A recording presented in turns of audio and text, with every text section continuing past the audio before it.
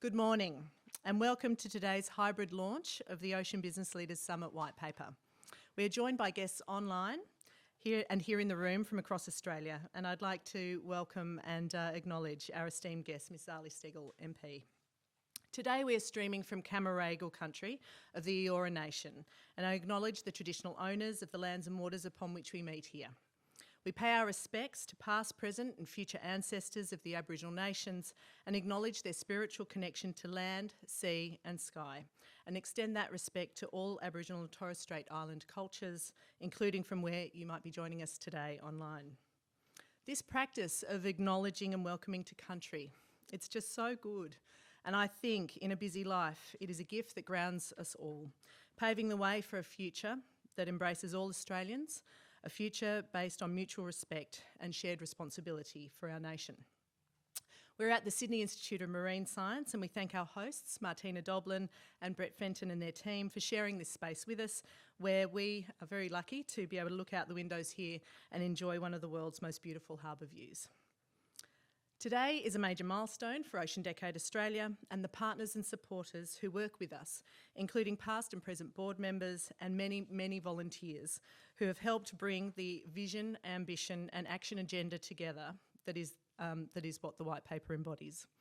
It is a next step towards greater cohesion and better understanding of what is a very complex system of actors and different users and uses of a space that in the end we all must share.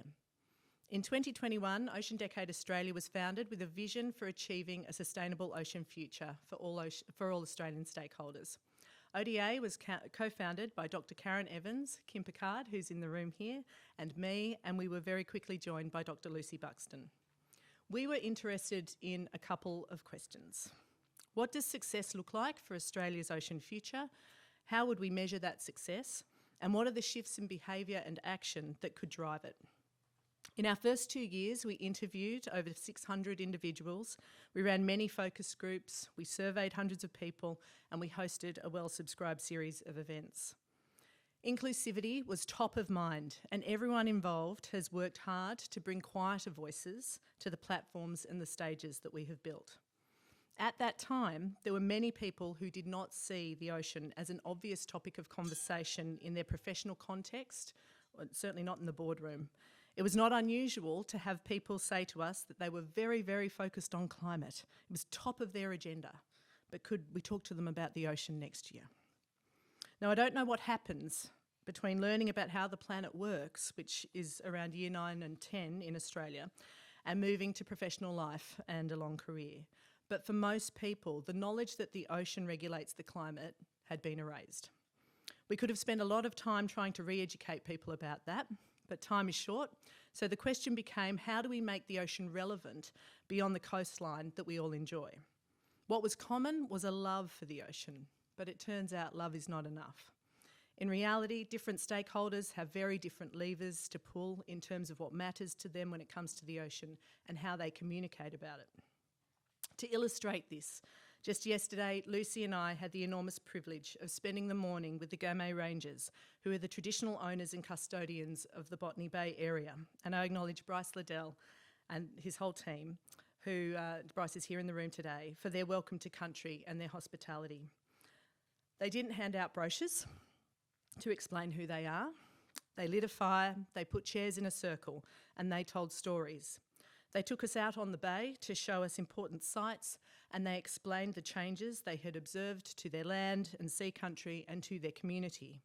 A powerful way of sharing, a powerful way of explaining value. And that is in part where the summit concept came from.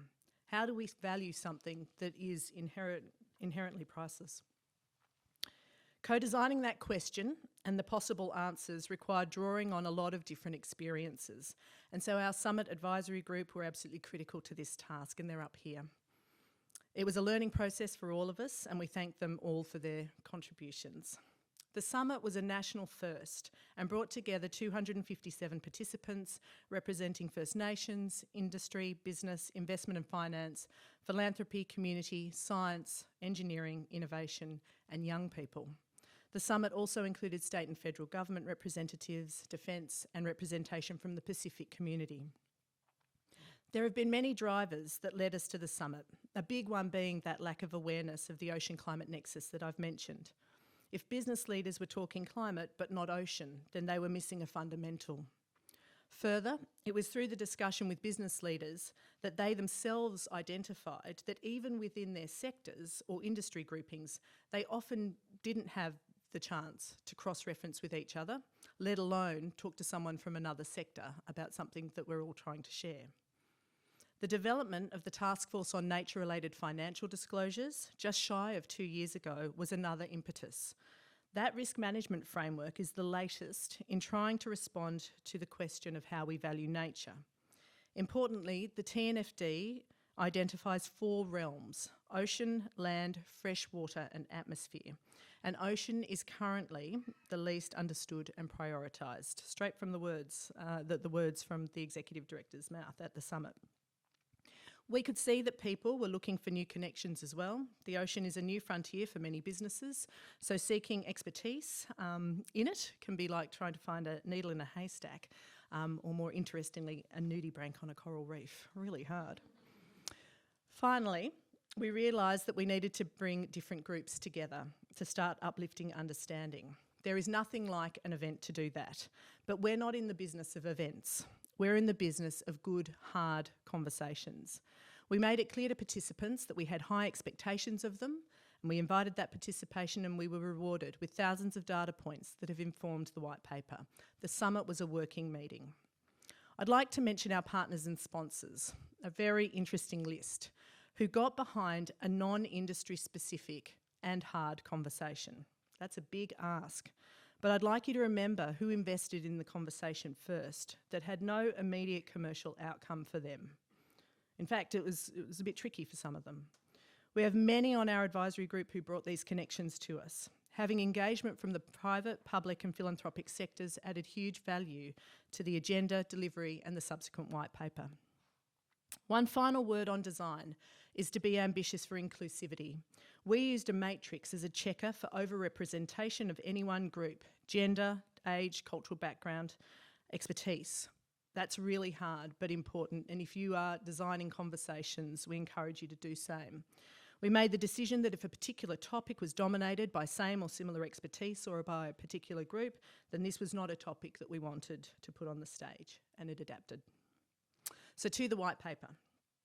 We think Brianna Fruin says it well when she talks about Talanoa, to open knots together, because it's hard, and that's what we're trying to do. The white paper has been generated as a synthesis of the discussions held, and its purpose is to help inform development of Australia's Sustainable Ocean Plan that aims to deliver a thriving sustainable ocean economy by 2050. This is a commitment that we have made under the Ocean Panel. As mentioned, thousands of data points from the summit, many hours of transcribed audio and video, quantitative, qualitative data and input from experts and advisors. We would like to thank co-authors Ernst & Young Australia and the University of New South Wales for their hard work, and in particular Eliza Northrop from UNSW, who can't be with us today because she welcomed baby Etta to her fold around the same time as we sent the white paper to print. Our baby maybe is a bit better behaved. We're delighted that the white paper publication is endorsed by the United Nations Decade of Ocean Science for Sustainable Development as a decade activity. The white paper identified Australian challenges as well as global ones and articulates a vision for 2030 for the ocean. It is, we think, ambitious and yet practical. It is not a vision that is unachievable, but with only 7 summers left to 2030, we have our work cut out for us and we need a plan. This paper is not a plan. It provides guidance on what should be considered to execute, the principles that participants felt should underpin planning, and the enabling environment from which to build from. Sector perspectives are included, but we note these are obviously not exhaustive. The summit was one conversation at a point in time. The paper cross-references enablers to sectoral perspectives, so there is a way to read this document that's important to note. As an example, cohesive and holistic governance is one of the enablers for action. It's probably one of the big pain points for business. We then cross-reference this to the specific sectoral priorities for that enabler, which you can see in the colour-coded bands on the other side of the page. It's intended as a starting point to uplift understanding and diverse perspectives and identifies priorities that can lead to more detailed work and action. It's acknowledged that wider consultation is required, and it's our intention to continue to work with our partners to facilitate this. So some key themes: recognition of Australia's wealth of research expertise and innovation. So what better a place to be today than SIMS? And we really do punch above our weight, as many of us know. Cohesive and holistic governance, enabling policy reforms, standardised reporting frameworks, consistency, the real call for please be consistent, particularly across jurisdictions. That's a really hard call, but that's one of the big ones. Finance and leveraging financial partnerships, using existing learnings and establishing principles for ocean finance. Data, accessible, usable, connected. There are groups that think that we have no ocean data. There are groups that think that we have way too much ocean data. We need to put all those data people together and have a chat about how to use it. Ocean economy as a vehicle to support decarbonisation of the Asia-Pacific economies. I was lucky enough to be at the Clean Energy Summit this week. Ocean doesn't show up too much. Offshore wind is absolutely on the rise, but conceptually I think that there's an opportunity there for the ocean community to be explaining things a bit better as well. And integrating cultural heritage into business and governance reform, a key underpinning. So what happens next? We're going to sustain engagement with state and federal government. We talk to people often. Plan state and territory-based stakeholder briefings. If you would like to host a briefing, let us know.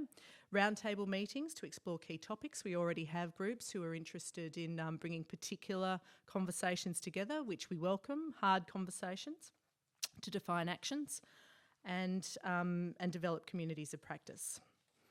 And deepening engagement with business leaders to support action frameworks and measure change. So that's the white paper as a brief. It will be available at midday online, and those in the room do have copies here.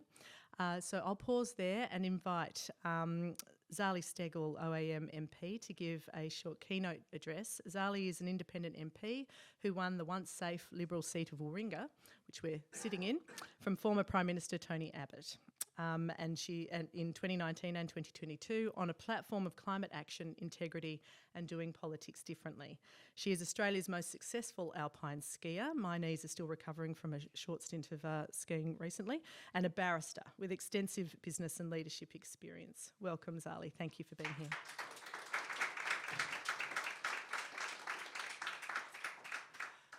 Thank you so much. If I could start by also paying respects to traditional owners and acknowledging their incredible custodianship of land, air and sea, importantly for today. It is fantastic to see also that we have an opportunity to make that acknowledgement all the more meaningful in this very special year, where we will all as Australians be tapped on the shoulder to recognise First Nations Australians in our Constitution and learn and do better in acknowledging that long tradition and cultural history, in particular in the context of what brings us today, which is that better care for the future of our environment and in particular our oceans. Could I say, first of all, congratulations for this white paper and for the Ocean Leaders Summit. I attended on the day, attended a couple of the sessions, and it was really inspiring to see the energy and enthusiasm in the room. But I should also to see that involvement with youth, because what we know about our challenges when it comes to the environment and climate and the care of the ocean is that we need to make sure younger generations are part of that conversation and the solutions, because they will inherit, unfortunately, the legacy that we have created. Now, earlier this week, I had the privilege of witnessing 400 baby seahorses being released just down the road right here in Chowder Bay by the dedicated researchers from the Sydney Institute of Marine Science. And I must say, congratulations to everyone in that team again for such fantastic work. It's that kind of work that often inspires the community, that gives the community something really visual to really pull on the heartstrings and know why they care so much. We know time and time again that the oceans play a huge part in the well-being of our communities. But sometimes there needs to be that reminder and that visual and that opportunity to celebrate it. The Sims researchers had worked tirelessly to raise these baby seahorses for 6 months. We were all stunned by the detail. The incubators needed to keep consistent temperature with nutrient-rich food pumped through at just the right flow rate, and the detail of the level of care. In particular, making sure the conditions in the incubators were kept just right for a 7-day-a-week, 24 hours a day period, and the researchers who had to monitor those incubators consistently. So while we were stunned by that detail and the care, what it did do was it reminded us all of that just how perfect the conditions need to be in our oceans for life to flourish and for that to be conserved. And so just like those baby seahorses, just how fragile and precious our oceans are and what the impact of any changes are. Now, as you said, for me, a big driver of my changing career has been to fight around climate change. So we need to find solutions, pull everyone together and face this challenge that we have. When we think about the major threats to our oceans, we often think about contaminants like plastic pollutions or oil spills. And currently I'm doing an inquiry into plastics. However, many of us don't immediately think about the much greater impact that global warming is having on our precious oceans. Our oceans don't exist in isolation. They're part of a connected global atmosphere, a biosphere system interacting with our atmosphere and land. So changes in one affect the other. And as you all well know, the oceans do regulate our climate. The extraction and burning of fossil fuels not only increases the atmospheric CO2, it also increases oceanic CO2. So according to the National Oceanic and Atmosphere Administration, our oceans absorb around 30% of the carbon dioxide that's released into the atmosphere. So when CO2 is absorbed by seawater, it increases its acidity. So scientists have observed that ocean acidification is already impacting many ocean species, especially organisms like oysters and corals that make hard shells and skeletons by combining calcium and carbonate from seawater. The acidity of our oceans has already increased by some 30% since the Industrial Revolution. Now, of course, to many of you, this is not new, but to so many in the community, this is where we need to raise awareness. And in addition to those chemical changes, our oceans are also rapidly warming. Now, the news this week has not been good. Recent global ocean temperatures are smashing records day after day. Like me, many in this room, I'm sure, have been alarmed by the trajectory of ocean warming and temperatures of recent date. Daily global sea surface temperatures have been at record levels since March, and we know the Antarctic sea ice coverage is currently 18% below average. Now, that might seem remote for many in our communities, but that is very, very important, and as you all know, will have very direct consequences. In some areas, things are much worse. Described as hot tub temperature, last week saw parts of the Atlantic Ocean off the coast of Florida hit 36 degrees. This week, sea temperatures in the Mediterranean are a staggering 5 degrees above normal. So with so many experts in the room, I don't need to tell you how devastating these conditions can be on marine ecosystems. And I think of those seahorses and the love and care that went into their environment. Last month, tens of thousands of dead fish washed ashore in Texas, with officials blaming depleted oxygen levels due to high temperatures. And as our oceans continue to warm, we will see more and more of these events, not only impacting ocean ecosystems, but also fisheries and marine aquaculture. But ocean leaders can help drive positive change. We can't let ourselves be overburdened by the bad news, right? We have to find the solution and come together, and that's why this white paper is so important in bringing together leadership and the thoughts, and I look forward to raising this in Parliament, in Federal Parliament, and hopefully discussing to host some briefings and roundtables so we can raise the conversation. So these recent developments, they're shocking, but they must serve to propel us towards stronger and more urgent action. As leaders, we must remain laser focused, motivated in accelerating solutions and limiting the damage. You are all working to resolve some of these problems, and I commend you for those efforts. A fundamental part of developing solutions and generating broad, aligned action in effective communication. So I really congratulate Jazz Chambers and Dr. Lucy Buxton for their work in developing this white paper and all involved, for raising...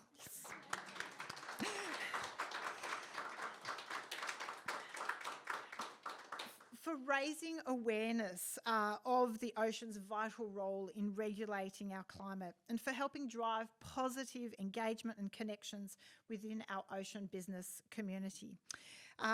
It really is important. It's also congratulations that the white paper has been endorsed by the United Nations Decade of Ocean Science for Sustainable Development. Because there is so much at stake. As a species, we've done something extraordinary. We have collectively identified the existential threat that global warming poses to our way of life. But now it's upon all of us as leaders to respond to that threat, to drive innovation and solutions that will protect our precious oceans and planet. And I should say, as a local member of Parliament, one of the things that always strikes me when I go around the electorate is our children. When I go to schools and I visit many, the number one thing they raise is oceans and sea life and marine life and conservation. They are incredibly attuned to how precious that is. And I think it is beholden on all of us, the adults in the room for now, for those leaders of the future, to ensure we raise the alarm, do what is needed, and pull everyone together towards stronger action. That has to be towards reducing emissions, stronger policies at government, but also leadership from business to business and within every sector of our community. So congratulations on this white paper. I look forward to seeing it grow and be talked about. Make sure that it will be a centre, that it will be front and centre on the Minister for Environment's desk. And I look forward to so many more fantastic initiatives coming out from the ocean leaders. Thank you.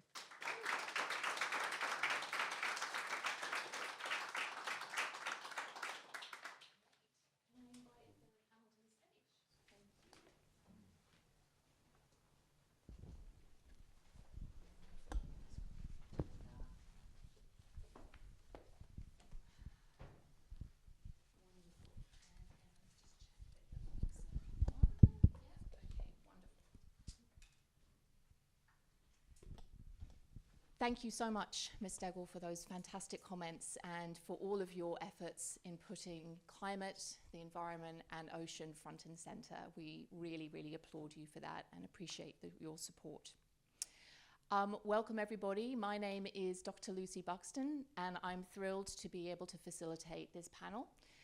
As we've heard from the opening comments today, the paper and the summit was very much driven by the expertise and leadership from the private sector, government and investment community and research. And I'm delighted to be joined here today by three representatives of those communities and sectors. Erin Coldham, Chief Development Officer at Star of the South, Emma Hurd, Partner of Climate Change and Sustainability at Ernst & Young, Australia, and Will Glaymore, University of New South Wales Professor and Chief Scientist and co-founder of Restore Blue. Thank you all for being here today.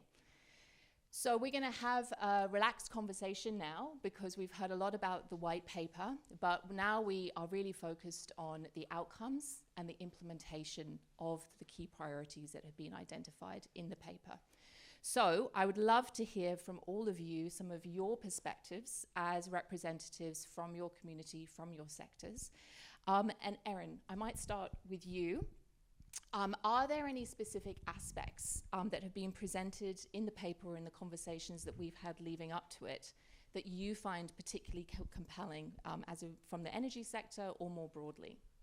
Yeah, thanks, Lucy. And I mean, just to add to the congratulations, I was very fortunate to receive an early copy. One of the benefits of sitting on this panel is we got to have a little sneak peek. And I think the theme for me that has come through this white paper, which I know is a principle of Ocean Decade Australia is around building trust between ocean stakeholders. And when I look at the principles that underpin the 2030 vision that's just been outlined here, I can see those themes. So the ones that stood out to me, just to touch, and spoiler alert, there's 7 of them.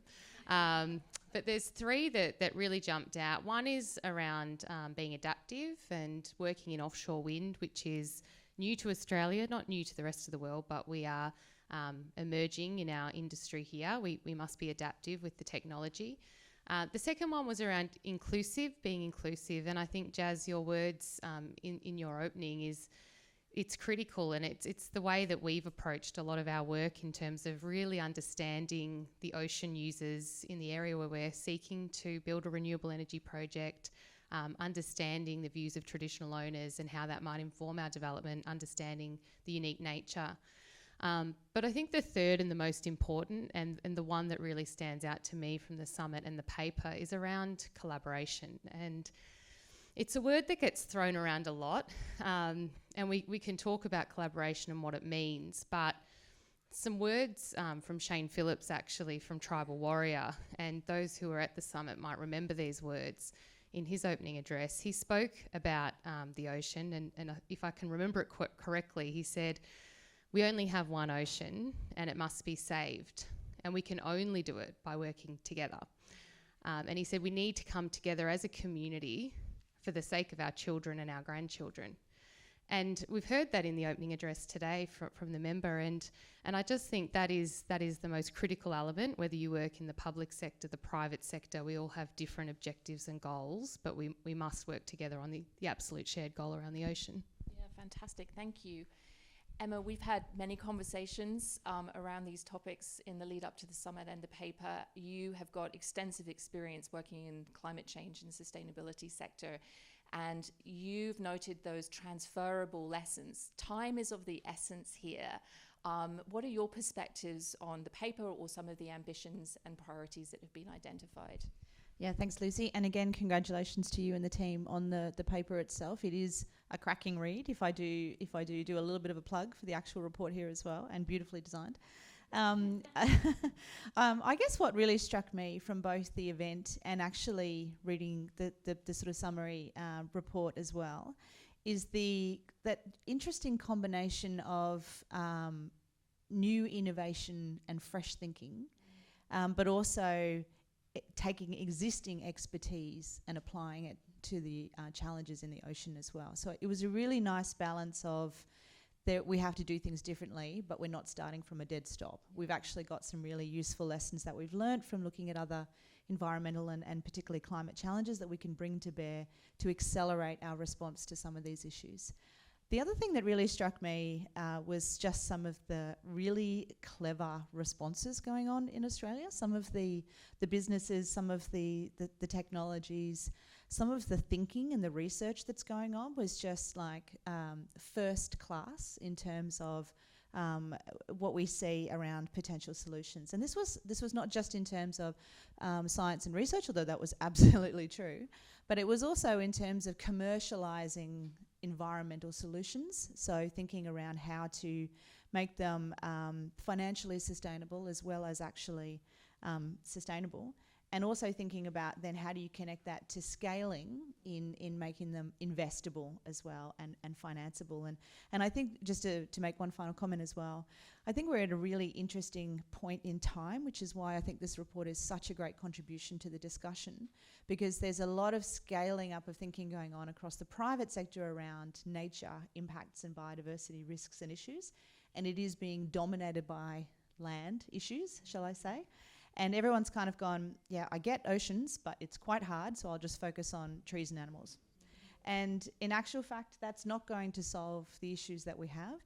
And really, this is such a great contribution in terms of pushing oceans back into the discussion around those 4 different realms and mentioned in the Task Force for Nature-Related Financial Disclosure. And also kind of saying, actually, we can walk and chew gum at the same time here. We can deal with land and oceans and fresh water. And in fact, the only way we'll deal with any of those individual issues is by doing all of them all together at the same time. So I guess just some initial observations around, again, what I said is a fantastic report. Thank you so much, Emma.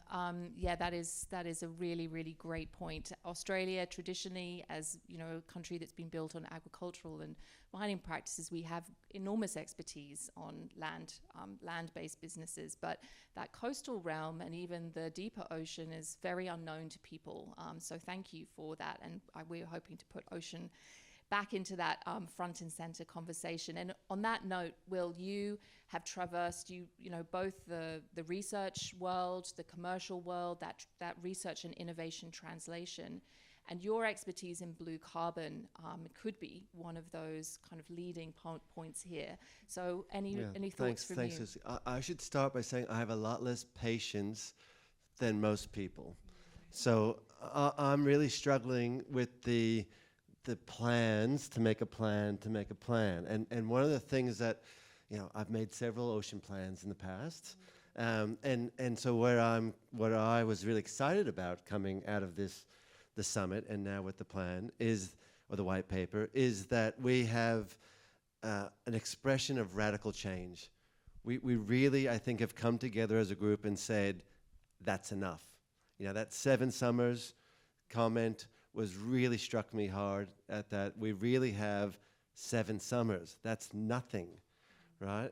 We have a decade of ocean. For the oceans, we're already a third of the way through that, right? And if you go back to the actual summit, Chris Turney was there from UTS, someone I have a lot of time for. He had just come back from Antarctica, and as a scientist was telling us all, hey, there's something really scary going on there.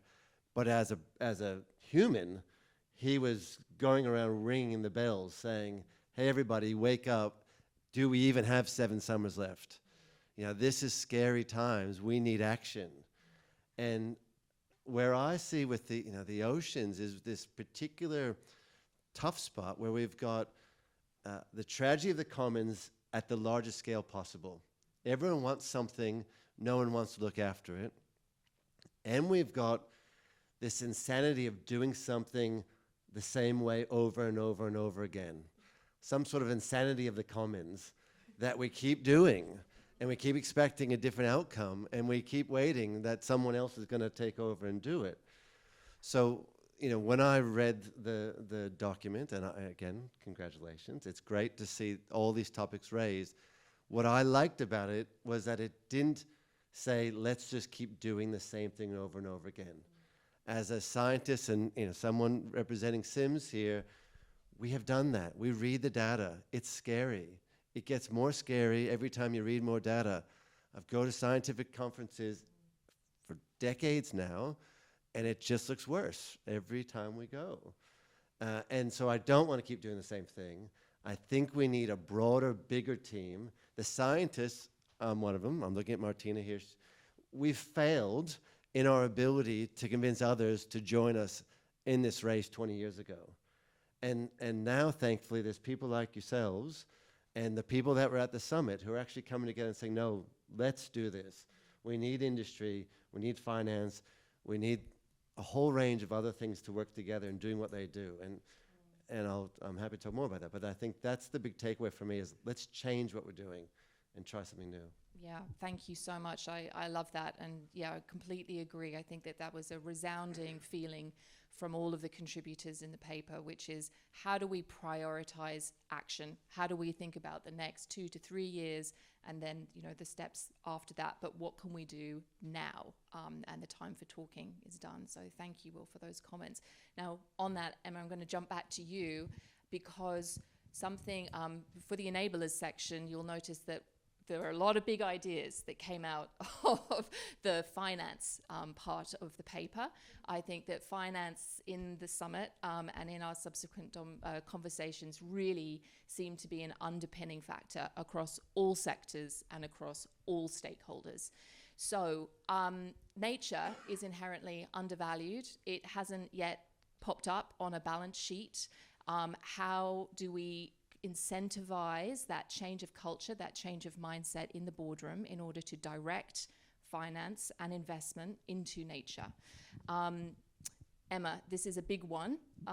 Yes, What are your give me the thoughts easy on question there, here? Lucy. It's like, how do you fix the economy, Emma?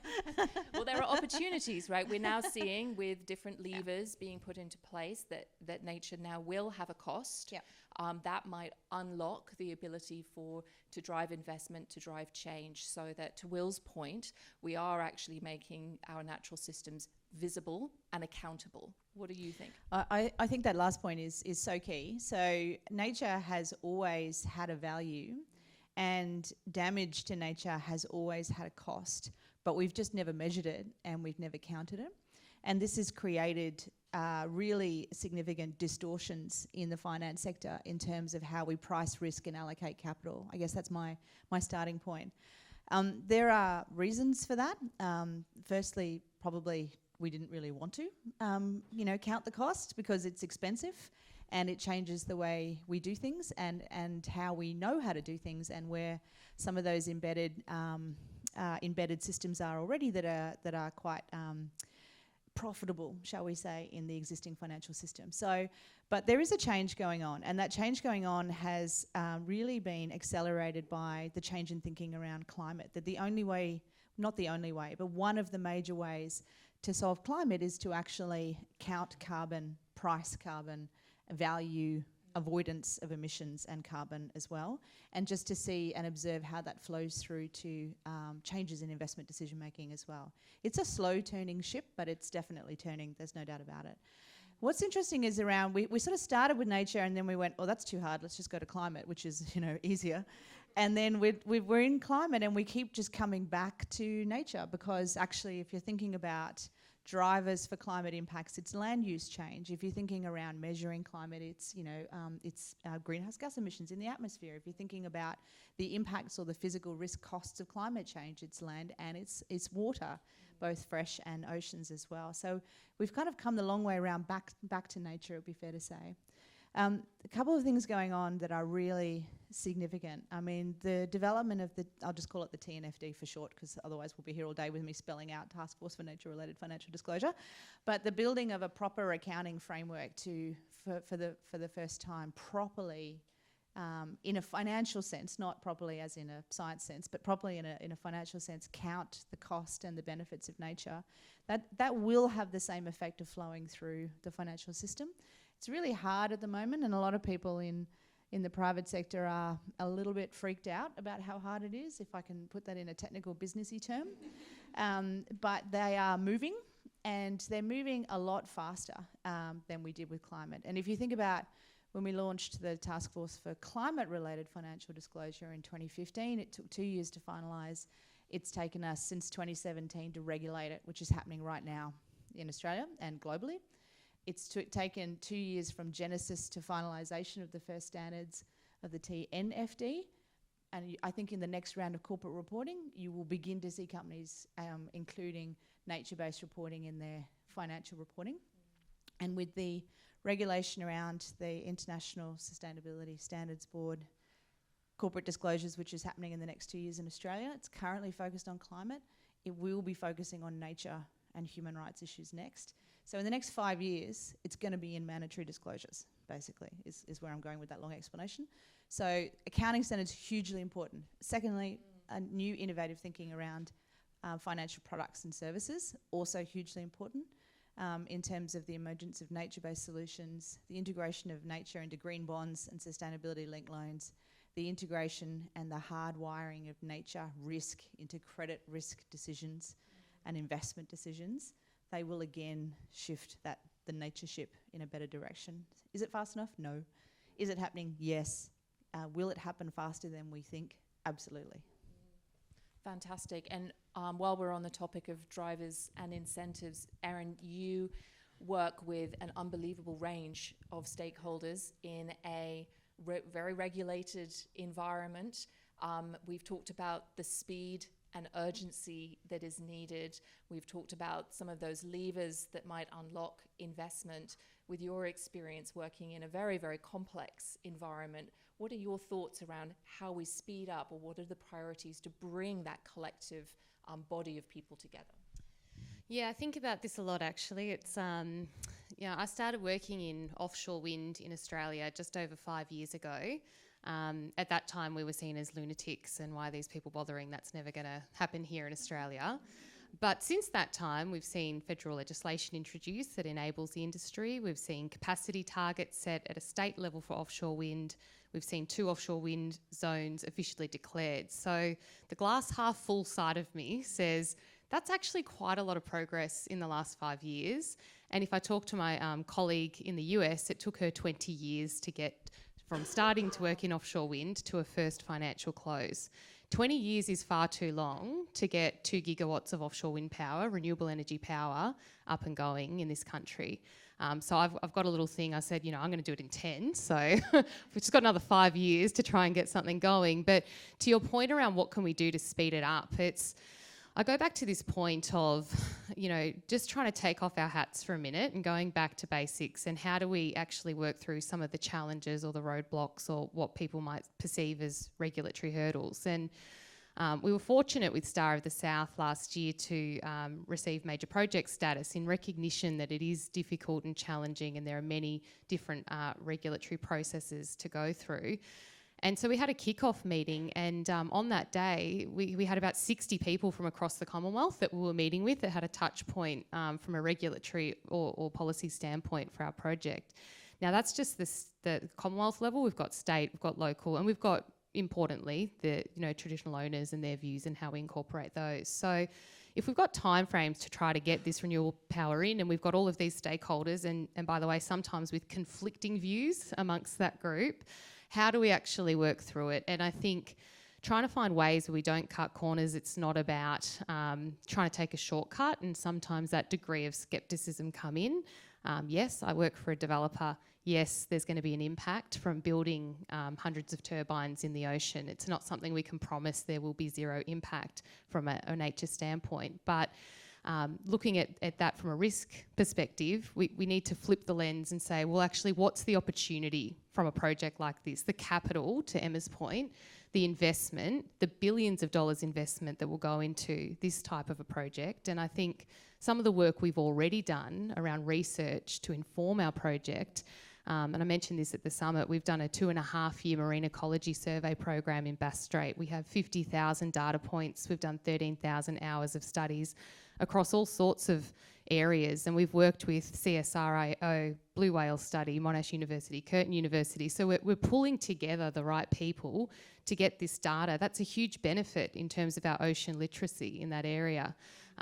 I'm here, and we're part of this conversation because I'm looking for partners on this journey, that if we are fortunate to build our project and it goes ahead, what are those nature positive outcomes that can come from it? And we've already started to have a few of those conversations off the back of the summit. So, yes, you've produced, this wonderful document, but for me, this is really about the connections. How can we build those partnerships, whether it's with academia or other startups that were trying to do innovative things in the ocean realm, but they don't have the capital? That's where we can come in and say, well, we've got some capital. How do we work together to get the good outcomes? I love that. And that was, I think, something that we really achieved at the summit and through the white paper. It's very complex trying to bring together all of these different sectoral conversations to speak a similar language, to really understand each other's priorities and drivers, and then build mission and then build joint purpose. So thank you for those comments. And I'd love to stay on this, Will, collaboration and partnership and new ways of working. Yeah, so I might take us back a little bit and tell you a little bit about my story, in that back in the 90s, I got lucky enough to be involved in a project where we pulled down some floodgates and let the tide back in. And we did it on one small site, and it was with one farmer who was willing to work with us. And that grew and eventually became, in the mid-90s, my PhD. And we went, okay, we can actually fix the environment by using nature. And we took that one single little drain and went, all right, now we can do 5 drains. Now we can do 10 drains. Throughout the 2000s, we could go from 5 hectares to 50 hectares to 500 hectares. We then can go to 5,000 hectares at a time. And we could show that you could take this idea that nature can, the tide can heal the wounds that we created at a big scale. And so I would go around and show people, hey, check out these sites. Here's 1,000 hectares that was horrible, and now it's beautiful. We fixed it. It's nature. It's done.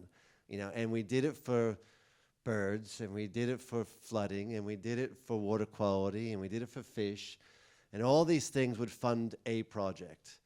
And that would be the number one thing people would ask me when I was done is, how'd you pay for all those things? How'd you do it? And we'd say, oh, well, someone died and gave us some money, or we had a grant that led into another grant, or we won some award, and then we used that to get something else. And we had some dream, that was what we called tidal restoration. And we had some dream that we might, by 2030, get maybe 10,000 hectares done. And then in 2021, I was approached by the Clean Energy Regulator and said, we want to make a method. We're going to call it the blue carbon method. Can you write how we should do it? And they gave us 6 months. Right? And we said, yeah, sure, let's go. And the collaborators in this field got together and said, it won't be perfect, but we'll get it done quickly. And we did that, and many of you might be familiar now with the blue carbon method that's out there. But my life has changed dramatically since then. And the little team of 20 that I had working away for 25 years to build wetlands is now going, well, why stop at 10,000 hectares? Why don't we just fix every single wetland in the world? Because there's a market that will pay for it. There's people now who are coming to us, and I'm being invited to innovation summits where finance people are interested in what we have to say. And yeah, that's exactly right. And it's remarkable to me that we've got a product now. We're selling the same exact thing we were selling for 20 plus years, but now there's a product that people want to buy. And so the drivers, the incentives to me have been the right people stepped in at the right time. We had something that we knew worked. So we had the science, it was underpinned by the science, but the government could do their job, which was create an accreditation. And the industry, the financial people could come in and say, well, we've got money because there's a product you can sell. And the change from being a lowly old professor doing his thing to someone who could fix, climate change has been really exciting. And that's why we've launched Restore Blue, because we think it has to move from universities into the market. That's where this should live. And for me now, that's my only experience, so it's the only thing I know. But that experience says, well, if we can create more markets, if we can find similar problems and turn them into a market, and the government's good at doing that. They're not good at doing other things, like trying to implement the science, but they're good at creating markets. And if they can do these things and say, well, let's take and create more markets, then I feel that other people in this room can say, well, there are ways to invest. We feel comfortable investing. And not only do we have the urgency, because the urgency is sort of enforced on us, but now we have the scale. Yeah. And that's what we've been missing, is the scale. Fantastic. I love that. I just want to continue that point with with Erin and Emma on, it doesn't have to be perfect. Liz O'Leary said that. She said, everyone's looking for the perfect answer, but the truth is we've just got to get cracking. And I think that that's really, really important. How do we face that inherent risk, that challenge of balancing urgency and scale? And perhaps it is to do with partnership. Is that the way forward of bringing that diversity of thought into these conversations and projects?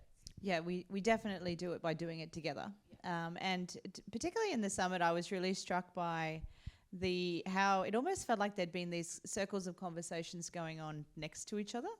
And the summit sort of pushed everyone into a room, and everyone went, oh, you're looking at that as well, so are we, but from a slightly different perspective. Maybe we should, join our circles in terms of these conversations as well. So I think I was quite struck about why we hadn't done it before, actually, on oceans. But I think that's the definition of a good idea, isn't it? Where everybody goes, why didn't we do this before? It now seems obvious, but no one had done it. So I think in that sense, doing it together, absolutely. And there are some interesting models around how we've changed the way we collaborate from a private public sector perspective as well, and particularly I think in the in the sustainable finance section of the report, it does talk about different collaboration models and does talk about some of the work that's going on federally around the finalisation of a national sustainable finance roadmap as well, which is coming out in the next few months. From that notorious cohort of hippies called the Treasury. It's actually kind of driving some really interesting thinking around what's the national, what's the industry, what's the finance sector role in this as well. And it's also been quite interesting because this is a process which has been growing over the last couple of years, and I know that Nicole, who I'm going to embarrass, Nicole Yazbek-Martin from the Australian Sustainable Finance Institute's in the room as well. And there's been some quite interesting collaboration going on between the finance sector and government, but industry-led, interestingly. So in developing a sustainable finance taxonomy, which is effectively it's just a great big old labelling system, but what it does is go through every industry sector and say, what does best practice sustainable performance look like for every activity in every industry sector? And then how do you use that to underpin sustainable financial products which promote better outcomes that can be measured, which are science-based, which can be tracked, which you can allocate dollars to as well. And that was led by private sector, supported by government, and is now moving into a new phase where it will be overseen by government but delivered by private sector. And that's not something that you normally see in finance sector participation with government around the development of standards and frameworks. So a different way of thinking around collaboration for problem solving and looking at what are the enablers that will unlock capital flow and get some greater consistency around how we talk about better outcomes from a science-based perspective as well. Fantastic, thank you. And Erin, again, partnership, how do we get there? What's next?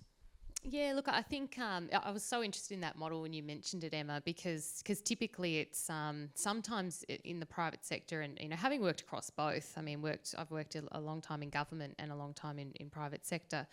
They, sometimes you might be lucky to be asked about a draft. So you might see some draft as something and be asked, what's your opinion? And then you spend a lot of time doing a lot of thinking and you put a submission together and you put it in, and then the final paper comes back and it's exactly the same as the draft. And so you can feel a little bit disheartened. And we're pretty persistent, so we're just going to keep putting in submissions until something sticks one day. But, having said that, I think that sort of, if it's industry that's going to be delivering on something, getting that buy-in from the start and almost allowing a design process that it then has the I's dotted and the T's crossed from a government standpoint to make sure that it's appropriate is a really different way of thinking about it, and I think could result in some really good innovations and different way of thinking. And when you have this underlying urgency that we are facing, and I spend a lot of time in communities down in Gippsland. We actually brought some participants to the summit. We brought a coal miner who'd been working in the coal mines for 40 years, and he just loves renewables, so he was here, and he sort of said, not sure what everyone's talking about, but we just need to get on with it, we need to, the coal mines are closing, don't people know? And so I think to your point, Will, as well, the quicker we can get on with it, the better. It's not about cutting corners, it's just about, acknowledging there is no perfect answer, and we just got to keep moving forward. I love that. Thank you all so much. So we're nearly out of time. So my final rapid fire question, and I will ask you all to keep this very short and succinct, but what is one transformation that you would like to see achieved in the next 12 months? Any ideas? Dream big. Yeah, I'll go with, I think, which is your biggest goal that I know I've heard Jazz and Lucy the first time I met you talk about this. Well, let's just get a national ocean minister, a national ocean agency. I think the sooner we can get the highest levels thinking about this in a targeted, focused way, the better we're all going to be. So let's just do that in the next 12 months. I can't remember your initial time frame was out there, but let's just do it in the next 12 months. Okay, on our to-do list. Can't I just take Erin's recommendation? That was a really good one as well. No, I'll add to it though, because we're not in the business of being reductive here. We're in the business of adding to big suggestions. I think, why don't we get a sovereign blue bond? The government is issuing green bonds. They're developing up a program for them. They're principally focused on climate at the moment. Let's go for a big blue bond. We're an island. It's hard to follow those two. I think I'd say radical change is needed. Zali is a great example of that, right? There's radical change in this room to show that politics can change quickly. And this work can change quickly. I love the blue bond idea. I love the idea of getting action on the ground. So if we could turn some of these policies into actions, I was particularly fond of the Innovation Accelerator Fund that was mentioned in here. If we could turn that into an action, and we can take that to someone and have money on the table to do things, you've got my full support. Fantastic, wonderful, great ambition, and it's a community effort. This is going to take all of us, all of our minds and expertise. So, will you all join me in thanking the panel? Thank you so much. Just stay in your seats for now. Just stay there. So, in closing, I'd like to extend our thanks again to Zali Steggall, MP OAM, for joining us today. I'd like to thank Sims for hosting us today, and to all of you joining us online.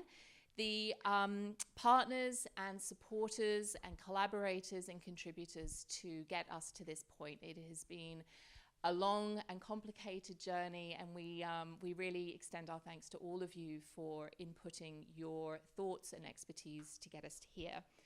And lastly, I would just like to say thank you for joining us, and go to our website. The white paper is now live. Oh, hold on, I've got a link for it here.